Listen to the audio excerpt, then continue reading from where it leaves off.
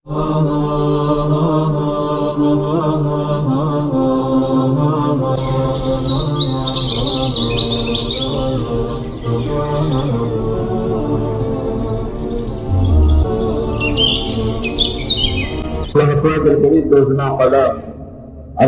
মাজিদের সূরা আল-বাকারার আপনারা তাফসীর শুনুন। এই সূরাটি 263, 264 এবং 265 এই তিনটে আয়াত তেলাওয়াত করলাম। ইনশাআল্লাহ তাফসীর করা হবে। এতজন্য যে আয়াতটি শেষ করা হয়েছিল, ইনশাআল্লাহ আপনাদের সকলের সামনে আছে যে মানুষ যে দান করে, এই দান সম্পর্কে আল্লাহ পাক বিস্তারিত ভাবে খুঁটিনাটি বিষয়গুলো যেগুলো সাধারণত মানুষ করে থাকে বা ভুল ভ্রান্তি হয়ে যেয়ে থাকে, সে সম্পর্কে আল্লাহ পাক বিস্তারিত ব্যাখ্যা দিচ্ছে। দান সাদাকার ক্ষেত্রে মানুষের কি কি করণীয় কাজ, সেগুলো আল্লাহ পাক এই আয়াতগুলোর মধ্যে বাতলে দিচ্ছে। যেমন মানুষ দান করার পর যাকে দান করলো সে হয়তো ইহসানমান হলো না, কৃতজ্ঞতা স্বীকার করলো না, যাকে বলা, সেক্ষেত্রে আমরা অনেক সময় ফুটে দিয়ে বসি যে অমুক টার্গেটের মনে আছে তুই বিপদে পড়েছিলি, আমি তোকে এতটা দিয়ে সাহায্য করেছিলাম, তুই আজকে বেঈমানি করছিস। এই কথাকে বলা হয় খোঁটা দেয়া, আরবিতে যেটাকে বলা হয় মান্না। আযা শব্দের অর্থ কষ্ট। আল্লাযীনা ينفقون أموالهم في سبيل الله ثم لا يتبعون ما أنفقوا وتشكر ثم لا يتبعون ما أنفقوا منا ولا آذى لهم। তোমরা লা ইউতবিউনা ওইটাকে অনুসরণ করো না, মা আনফাকু যেটা তোমরা দান করছো বা দায় করে দিয়েছো, করেছো দিতে গেলে, সেই যদি ইহসানমন্দ না হয় তুমি তাকে কিছু বলো না। মান্না ওয়ালা আযা, এই যে তুমি তাকে বলবে এসে মনে কষ্ট পাবে, এটা কষ্ট পাওয়া। আজা শব্দের অর্থ কষ্ট দেওয়া। যে এটা করবে না, লা ইউতবিউনা মা আনফাকু, তো আল্লাহ পাক বলছে যে এটা অনুসরণ করবে না, লা ইউতবিউনা, ওই জন্য আল্লাহ পাক প্রথমেই বলে দিচ্ছেন ওইটার অনুসরণ করো না যেটা তুমি দান করেছো। অন্য কোরআনে অন্য জায়গায় আছে তুমি যে দানটা করে দিয়েছো ওইটার জন্য তুমি কিছু পাবার আশা করো না, তুমি সবর করো সাথে যে আমি দান করেছি কিছু পাবো। আল্লাহ পাকের বলার উদ্দেশ্য সেটা এটাই যে দানটা আমি তোমাকে দিয়েছি বলে তুমি করেছো, আর এইটাকে তুমি বললে তুমি ধৈর্য ধরো, সবর করো, এটার জন্য তুমি কোনো কৃতিত্ব আশা করো না। কোরআনের অন্য আরেকটা জায়গায় আছে ইন্নামা নুতঈমুকুম লিওয়াজহিল্লাহ লা নুরিদু মিনকুম জাযাআ ওয়ালা শুকুরা। ইন্নামা নুতঈমুকুম লিওয়াজহিল্লাহ, তুমি মনে করো, তুমি সেটা অন্তরেও মনে করতে পারো বা প্রকাশ্যে বলেও দিতে পারো, তুমি ভাবতে পারো, ভাবতে হবে তোমাকে ইন্নামা নুতঈমুকুম, যে আমি তোমাকে যে খাদ্যটা দিলাম বা যেটা দান করলাম, লিওয়াজহিল্লাহ আল্লাহর দিকে তাকিয়ে, আমি আল্লাহকে স্মরণ করে তোমাকে দিচ্ছি। এটা আমার কৃতিত্ব নয়, আল্লাহ আমাকে দিয়েছে তাই আমি দিচ্ছি। লা নুরিদু, আমি আশা করছি না বা তোমার কাছ থেকে আমি কোনো কৃতজ্ঞতা আশা করছি না, না নতে মিনকুম জাযা, তোমার থেকে কোনো পুরস্কারে বা তুমি আমার নাম করবে এটা আমি আশা করছি না। এই ভাবটা রেখে দান করতে বলছেন আল্লাহ পাক। শুকর শব্দের অর্থ কৃতজ্ঞতা জ্ঞাপন। আমি তোমাকে লিওয়াজহিল্লাহ, আল্লাহর উদ্দেশ্যে আমি তোমাকে দিলাম। এই দানের ক্ষেত্রে এইসব আয়াতগুলো আল্লাহ সুন্দর সুন্দর ভাবে বিস্তারিত ব্যাখ্যা করেছে যে আমি তোমাকে দিলাম বলে তুমি আমার কৃতজ্ঞতা জ্ঞাপন করবে, তুমি আমার প্রশংসা করবে বা তুমি আমার বাহবা দেবে, এটা আমি আশা করছি না, একমাত্র আল্লাহকে স্মরণ করে তোমাকে আমি দিচ্ছি। ওইটাই আর একটা আয়াতে আল্লাহ পাক আরো সুন্দর করে বুঝিয়ে দিচ্ছেন। দেখুন 263 নম্বর আয়াতে, কাউলুন মারুফুন ওয়া মাগফিরাতুন খায়রুম মিন সাদাকাতিন ইয়াতবাউহা আযা আল্লাহু গানিয়ুন হালিম। 263 নম্বর আয়াতে আল্লাহ পাক বলেন কাউলুন, তোমরা যে কথাটা বলবে, মারুফুন ভালো কথা বলো, ওয়া মাগফিরাতুন এবং ক্ষমা চাও, খায়রুম মিন সাদাকাতিন উত্তম হবে দানের ক্ষেত্রে ওইটা, ইয়াতবাউহা আযা কষ্ট দেওয়ার পূর্বে কষ্ট না দেওয়ার স্মরণটা কি? আল্লাহ গানিউন হালিম, আল্লাহ বলছেন আমি হচ্ছি গানি, আমি ধনী, আর হালিম শব্দের অর্থ হচ্ছে ধৈর্যশীল, আমি ধৈর্য ধারণকারী। আসলে এই আয়াতটার মধ্যে আল্লাহ পাক বলছেন যে তুমি কাউকে দান করতে পারছো না, যে আমি ক্ষমতা নেই দান করতে পারছি না, তবে কি বলবে? যদি চাই মানুষ কি বলবে? কওলুন, তুমি বলো তাকে মারুফুন, ভালোভাবে, আর মাগফিরা, তার থেকে একটু ক্ষমা চেয়ে নাও। বলে না আমি কাউ দান চাইতে এলে আমার কাছে কিছু যদি না থাকে বলে মাফ করো, আবার যাও তো যাও তো কে বলে যাও যাও যাও কিছু না হবে না যাও, আবার কিছু মানুষ বলে মাফ করো, এরকম ঝাঁজ মেরে বলে, হ্যাঁ বলে মাফ করে দাও তো যাও। অনেক বলে রাস্তাঘাটে হয়তো মনটা খিচিয়ে আছে, ব্যবসায়ী ঘাটাই হয়েছে, মনটা ভালো নেই, কেউ সেই সময় এসে একটু দান চাইছে, একটু দান কিছু দাও, হ্যাঁ সেই সময় তাকে ঝাঁজ মেরে বলে দিলাম যাও তো যাও তো এখান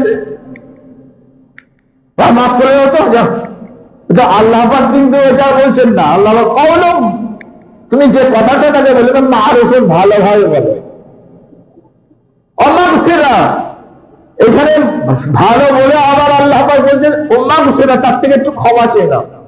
খায়রুন, এটা উত্তম হবে সাদাকা, দানের ক্ষেত্রে। কারণ তারপরে কিন্তু আরেকটা সুন্দর কথা বলছেন লাস্টে, আল্লাহ গানিউন হালিম, আমি হচ্ছি গানি, আমি ধনী, আমি তোমার দানের যে দানটা করবে তার আমি মুখাপেক্ষী নই, আমি ধনী জ্ঞানী ধনী, আর কিন্তু ধৈর্যশীল, তোমাকে অনেক দিই, আমি কতটা দিয়েছি তুমি কি আমার কাছে তার কৃতজ্ঞতা স্বীকার করেছো? কিন্তু আমি তোমাকে এত দেওয়ার পরেও আমি ধৈর্যশীল। হযরত মা আয়েশা সিদ্দিকা রাদিয়াল্লাহু আনহার কাছে দান চাইতে এসেছেন, সাদকা চাইতে এসেছেন, ওনার কাছে বাড়িতে কিচ্ছু নাই, থাকলে তো দিয়ে দেবেন, কোনো কথাই নয়, যা থাকবে সব দিয়ে দেবে, কিন্তু সেদিন কিছুই নাই। হযরত মা আয়েশা বলছেন আমার কাছে তো কিছুই নাই, তবে তুমি আজকের দিনটা আমাকে ক্ষমা করো আর দোয়া করো, আল্লাহ আমাকে যদি দেয় আমি তোমাদেরকে বেশি বেশি দেবো। কোন সাহাবীর কাছে যদি কোনো কিছু না থাকতো, আল্লাহ নবী সাহাবারা বেশিরভাগ সব গরিব ছিলেন, হ্যাঁ কোন সাহাবীর কাছে দান সাদাকা চাইতে আসতো, যখন কিছু যদি না থাকতো, হযরত মা আয়েশা সিদ্দিকার মতো ওনারাও বলতেন যে আজকে তো আমার কাছে কিছু নাই, আপনি আজকে ক্ষমা করে দিন, মাফ করে দিন, আল্লাহ যদি আমাকে দেয় আপনাদেরকে দেবো।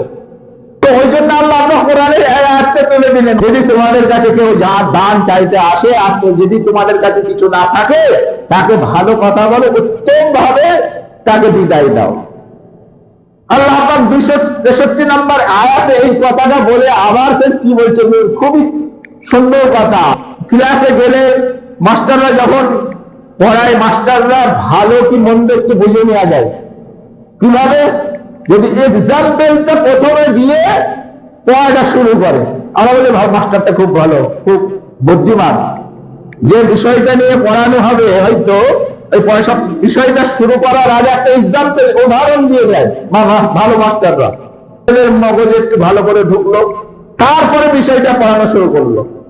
সেই রকম আল্লাহ পাক কোরআনটা বোঝাবার জন্য এত সুন্দর সুন্দর এক্সাম্পল দিয়েছেন। এই এক্সাম্পল কোনো অন্য কোন ধর্মগ্রন্থে আপনি পাবেন না। চ্যালেঞ্জ, কোরআন চ্যালেঞ্জ করছে এইখানে। আর এই এক্সাম্পল গুলো অল্প কথার মধ্যে এত বিষয় লুক্কায়িত রেখেছেন আল্লাহ পাক, যে ঘন্টার বলার ঘন্টায় যদি আপনি বলে যান শেষ করতে পারবেন না। এই ছোট্ট 2-4টে কথার মধ্যে, আরবি 2-4টে বাক্যের মধ্যে এত বিশাল কথা ঢুকানো আছে, আপনি শেষ করতে পারবেন না। যেমন এই আয়াতটা 264 নম্বর আয়াত, আল্লাহ পাক বলছেন ইয়া আইয়ুহাল্লাযীনা আমানু, হে আমার ঈমানদার বান্দারা, লা তুবতিলু, তোমরা বরবাদ করে দিও না, মিন সাদাকাতিকুম, তোমাদের দানগুলোকে। হে আমার ঈমানদার বান্দারা, তোমাদের দানগুলোকে তোমরা নষ্ট করে দিও না, বরবাদ করে দিও না। কিরকম ভাবে? বিল মান্নি ওয়াল আযা, খোঁটা দিয়ে আর কষ্ট দিয়ে। এই আগে যেসব কথাগুলো বলেছিলাম তখন এইভাবে খোঁটা দিয়ে।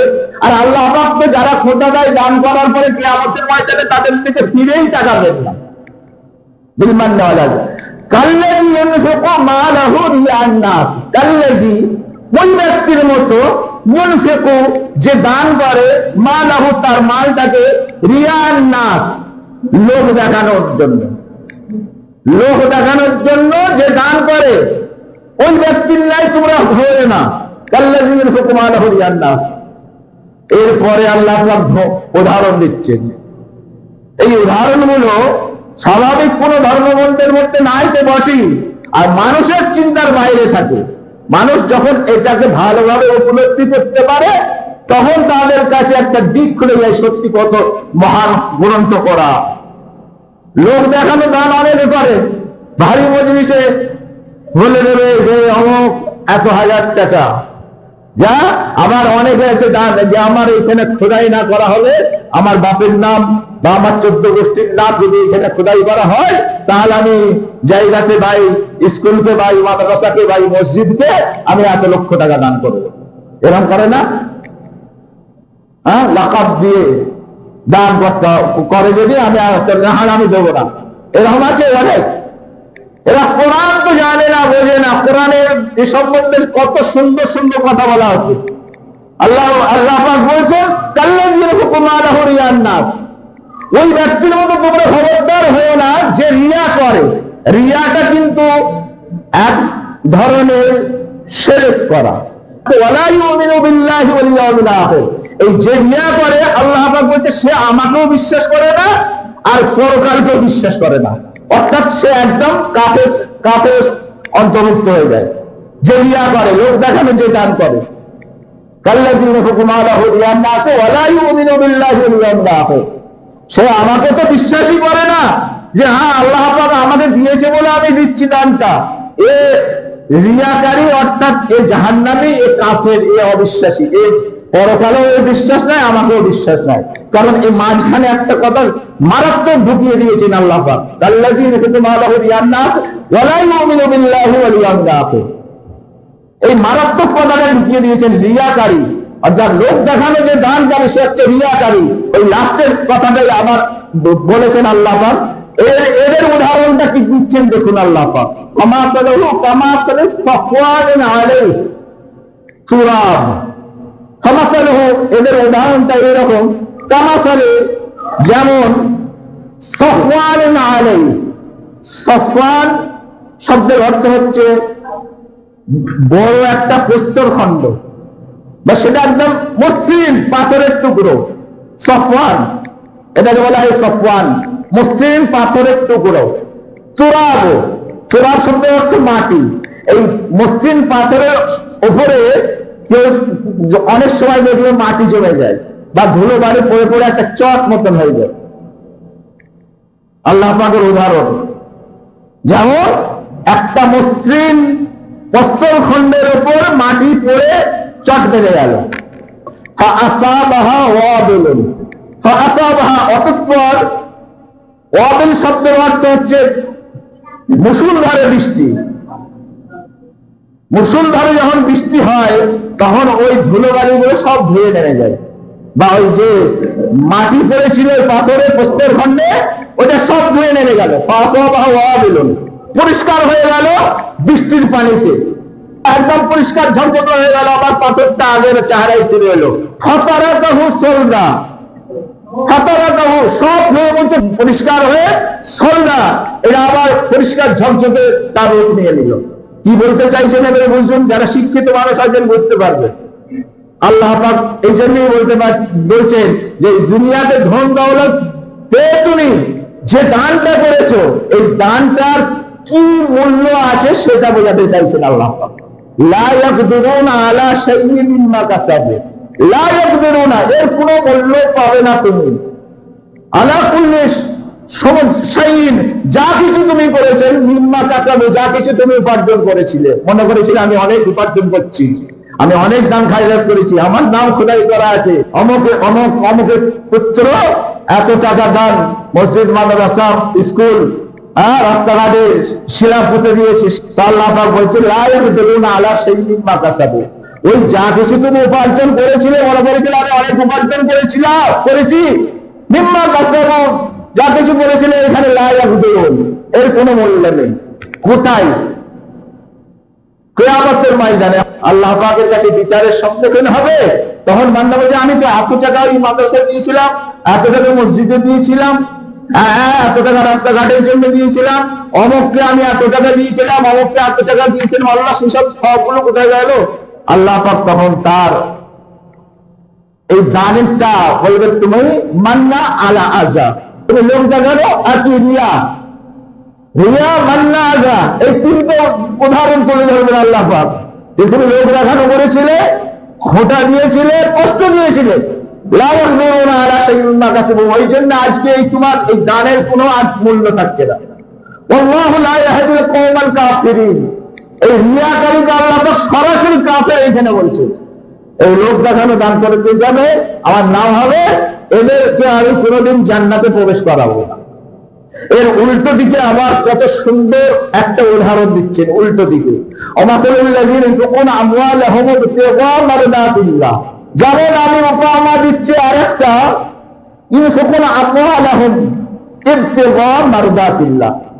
যে তার ধন সম্পদ ব্যয় করলো মারদাতিল্লাহ, মানে আল্লাহকে খুশি করার জন্য, যে আমি এক হাতে দিলাম এক হাতে জানলো না, বা আমি দিয়ে দিলাম। ওই যে কাজী হাসানা, কাজী হাসানা কিন্তু ব্যাখ্যা দিতে গেলে বহুত জুম্মা পার হয়ে যায়। কাজী হাসানা যে কত বড় একটা সমাজের ভিতকে মজবুত করে, সমাজ বা পরিবারের ভিতকে। এক ভাই বিপদ পড়ে গেছে, এক ভাইয়ের অনেক আছে, হ্যাঁ, এই ভাই যে বিপদ পড়ে গেছে, বিপদে পড়েছে, এর কিন্তু আগে ছিল অনেক, কিন্তু এখন সে বিপদে পড়ে গেছে, কিছু নাই। আমরা তো এগুলো সচরাচর দেখি, কিন্তু আমরা গুরুত্ব দিই না। অনেক ধন দৌলত ছিল, কিন্তু এখন সে ক্ষতিগ্রস্ত বা কারবারে ঘাটায় হয়েছে, তার কিছু নাই, সে নিঃস্ব হয়ে গেছে। এই কার্যে হাসানা যে কথাটা আল্লাহ পাক দুনিয়ায় মানজাল্লাহ ইকরিদুল্লাহ কাদান হাসানা ফায়ুদাইফাহু লাহু আযআফান কাসীরা, এই আয়াতটার ব্যাখ্যা বিশ্লেষণ বহুত বহুত বড়। তো আল্লাহ পাক বলছেন যে কার্যে হাসানা করলো তার আমি বৃদ্ধিপ্রাপ্ত ঘটিয়ে দেবো। কতটা বৃদ্ধিপ্রাপ্ত ঘটাবো এটা আমি তোমাদেরকে বলতে পারবো না, সীমাহীন বৃদ্ধিপ্রাপ্ত ঘটিয়ে দেবো তার ধন দৌলতে আর আমার কাছে। এই যে ভাইটা বিপদে পড়ে গেল, এ ছিল এক সময় অনেক কিছু, এখন এ না পারবে কারো কাছে ভিক্ষা চাইতে বা লোন তুলতে, বা সমাজের কাছে সে নিজেকে ছোট মনে করবে, যেহেতু এক সময় অনেক কিছু অনেক ছিল তার। তো যে ভাইয়েরা আছে এখন, তাকে এই কার্যে হাসানা দিতে হবে। তাকে এই কার্যে হাসানার ক্ষেত্রে যদি ওই ভাইয়ের সাথে চুক্তি হয় যে আমি তোকে না হলে একটা বিপদে পড়ে গেছিস, আমি ওই 10 লাখ 1 লাখ 2 লাখ দিলাম, এটা তুই এখন 4 চালা, কারবারটা বড় কর। আল্লাহ বলছেন এইটা দিয়ে তুমি কিন্তু তার থেকে কোনো সুদ নিতে পারবে না, ইন্টারেস্ট নিতে পারবে না। আর অমুক তারিখে যে চুক্তিবদ্ধ হয় যে 1 বছর পরে 2 বছর পরে তুমি মূল ধনটাই শুধু তার থেকে নিতে পারবে, বেশি নিতে পারবে না। আর যদি মূল ধনটা সে যদি নাও দিতে পারে, আরো যদি সময় বৃদ্ধি করতে চায়, তো কাজে হাসানা মসলা হচ্ছে তুমি আরো বৃদ্ধি করে দাও তার, যদি তোমার থাকে।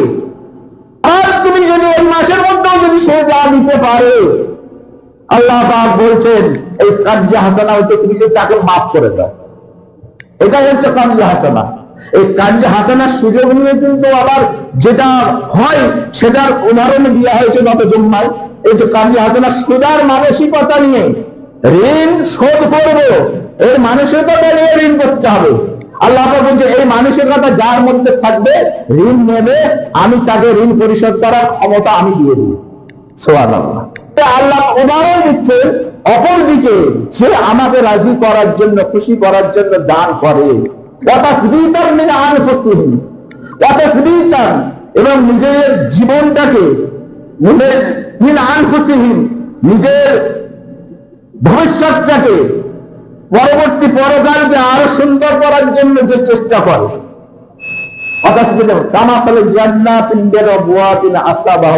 আয়াতটা একটু বড়। আল্লাহ পাক বলছেন তাকে জান্নাতের মধ্যে তার উদাহরণ হলো কিরকম, একটা উঁচু টিলার মধ্যে একটা বাগান, জান্নাতুন বিরাবুয়াতিন, উর্বর জমির মধ্যে একটা বাগান যদি থাকে, এটা বলতে গেলে কিন্তু অনেক সময় আয়াতটা শেষ করতে পারে যাবে না। লাস্টে আল্লাহ পাক বলছেন বাসির, আমি সবাই দানগুলো আমি দেখে থাকি, সবাই